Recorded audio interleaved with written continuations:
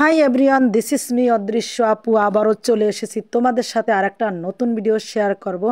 Hello বন্ধুরা, কি অবস্থা? সবাই কেমন আছো?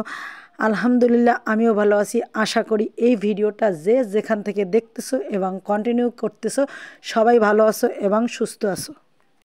বন্ধুরা, অতি দুঃখের সহিত এই ভিডিওটা আজকে বানালাম। মাগুরার যে ঘটনাটা আমরা ফেসবুকে দেখতেছি, এই মাগুরার ঘটনা, পটুয়াখালীর ঘটনা, বরিশালের ঘটনা, ঢাকার ঘটনা, প্রতিনিয়ত এত এত ধর্ষণ, এত ধর্ষক বেড়ে গেছে। আসলে এই ধর্ষণ আসলে এখন কেন বেড়ে গেছে? আমরা আসলে কোন রাষ্ট্রে বাস করি? আমরা কোথায় বাস করি? আমরা কোথায় আছি? এটা কি বিধর্মীর রাষ্ট্র যে যখন যার খুশি দর্শন করবে এবং শিশু বাচ্চাদের সাথে দর্শন হয়? কেন এইটা কেন?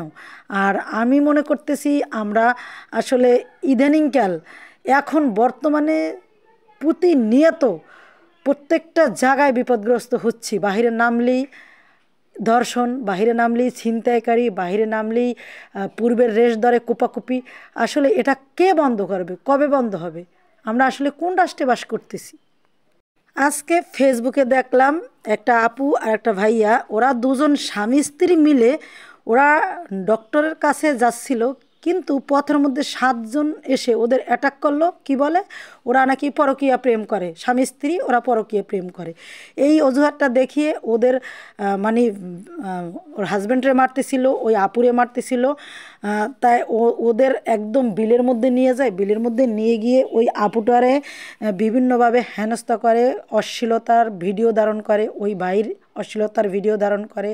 আসলে হাজব্যান্ড ওয়াইফেও তো নেমে আসলে ধর্ষণের হাত থেকে বাঁচা যায় না। অশ্লীলতা তো হচ্ছে, হাজব্যান্ডের সাথে নামলে হচ্ছে, এই বোরকা পরে হাঁটলে হাফেজা মেয়েদেরকে সাথে হচ্ছে, অশ্লীলভাবে ড্রেস পরলে হচ্ছে, ঘরের মধ্যে নিরাপদ থাকলে বাবার সাথে হচ্ছে। আসলে কে এটা বন্ধ করবে? আর এখন তো আগের তুলনায় 14 গুণ বেড়ে গেছে এই দর্শন। আমি দেখলাম মাগুরার ওই ভিডিওটা দেখলাম, ও যে তার বড় বোন একটা ভিডিও ফুটেছে, বলতেছিল তার শ্বশুরে নাকি তার সাথেও একদিন এরকম করছে, পিছন থেকে তারে জড়িয়ে ধরে। শ্বশুরে কিভাবে পুতের বউ ছেলের বউরে জড়িয়ে ধরে? আসলে এটা কি ভাবা যায়? আবার এই মেয়ের সাথে শ্বশুরে করছে, তার ছেলে তাকে হেল্প করছে, আবার ছেলে করছে, বাবা হেল্প করছে।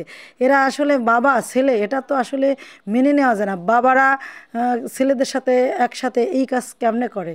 আমি আসলে বুঝে উঠতে পারতেছি না। এখন একটাই দাবি, আমরা যারা মেয়েরা প্রকাশ্যে এদের ফাঁসি চাই, প্রকাশ্যে ফাঁসি হোক।